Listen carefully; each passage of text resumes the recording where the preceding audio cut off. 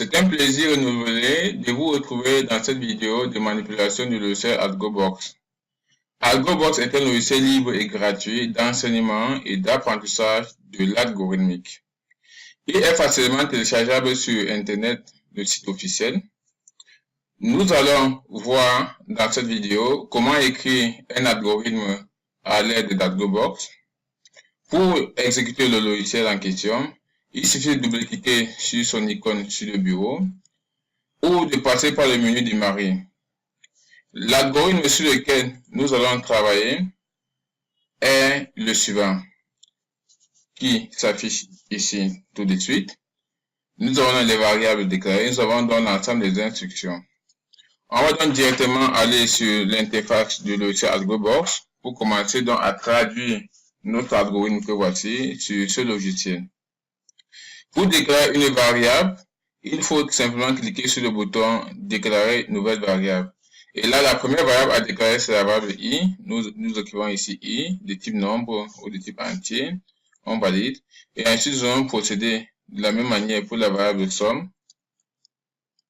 Ensuite, la variable float. Et enfin, la variable n. Lorsque nous avons donc fini de déclarer les variables, il nous faut donc déclarer et écrire les différentes instructions de notre algorithme dans le logiciel AlgoBox. Pour écrire dans une instruction dans le logiciel AlgoBox, il suffit de venir cliquer sur le bouton nouvelle ligne et là nous pouvons donc écrire une instruction à cet endroit. La première instruction de notre algorithme qui se situe à la ligne 4 est entrer la valeur de n. Donc nous devons afficher message. Pour cela, il faut donc cliquer sur le bouton ajouter, afficher message. Là, nous écrivons ici entrer la valeur de n. Et là, on clique sur le bouton OK. À la suite de cette instruction, nous avons lit n. On clique toujours sur nouvelle ligne. On va cliquer sur lit variable. On choisit ici n. On valide. Et à la suite de ces deux instructions, nous avons trois instructions d'affectation. Pour entrer une instruction d'affectation, on va devoir créer une nouvelle ligne et ensuite venir cliquer sur le bouton affecter valeur à variable. La première instruction d'affectation, c'est somme reçoit valeur de 0. On va cliquer ici, on choisit somme, on met ici 0, on valide. On fait de la même manière pour les deux autres instructions d'affectation. Ici, c'est i qui prend la valeur de 1, on valide. Et enfin, c'est float qui prend la valeur de 1. Lorsque nous avons donc fini d'introduire dans ces trois instructions d'affectation, nous voyons la boucle tant que. Pour introduire dans la boucle tant que, nous allons toujours cliquer sur nouvelle ligne et venir donc cliquer sur boucle ajouter tant que là. Là, on nous demande d'introduire la condition de cette boucle, c'est i inférieur ou égal à n. Donc, nous allons ici introduire i inférieur ou égal à n. Donc, quand cela est fait, on clique sur le bouton OK. On va donc là introduire les trois instructions qui sont dans la boucle tant que. Ici, nous voyons donc qu'il y a une ligne active qui nous permet d'introduire la première instruction de notre boucle. On va donc cliquer sur ajouter, affecter valeur à variable. Et ici, nous allons choisir la variable somme pour entrer cette première instruction de la ligne 10. On va mettre ici donc somme plus i. On valide. L'instruction qui suit, c'est float. On va donc cliquer nouvelle ligne. On va cliquer sur affecter valeur à variable. On choisit ici float. On met ici float fois i. On valide. Et enfin, nous avons dans la variable i. On clique ici. On dit i. Prend la valeur de i plus 1.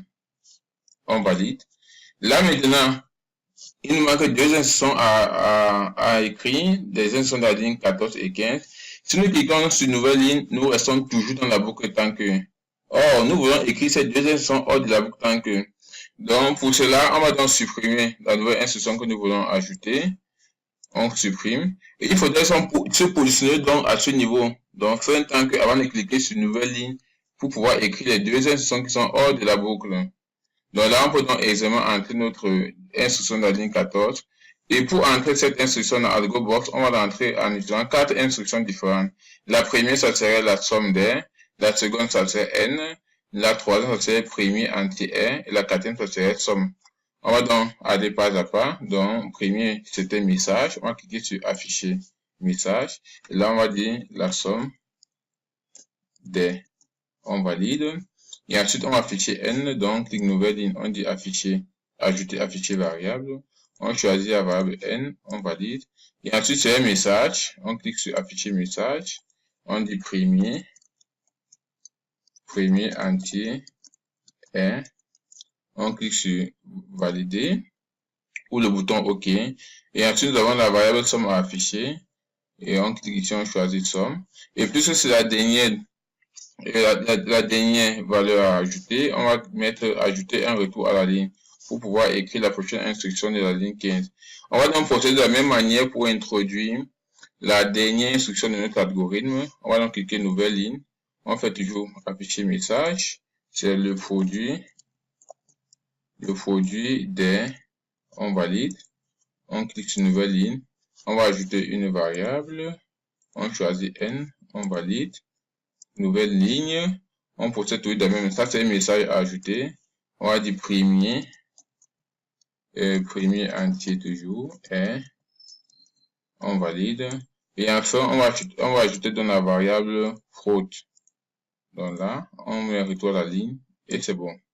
Là, nous venons donc de traduire toutes les instructions de notre algorithme à l'intérieur de l'outil AlgoBox. Il est donc important donc de simuler l'algorithme que nous venons d'écrire. Et pour cela, il faut donc cliquer sur le bouton tester l'algorithme. Lorsqu'on clique là-dedans, l'interface donc de simulation de l'algorithme apparaît que voici. Voici donc la console d'exécution. On peut donc lancer l'algorithme en cliquant sur le bouton lancer algorithme. Et là, on a donc exécuté l'instruction qui nous demande d'entrer la valeur de n. Nous entrons par exemple la valeur 10. Et pour valider, on appuie simplement la touche entrée.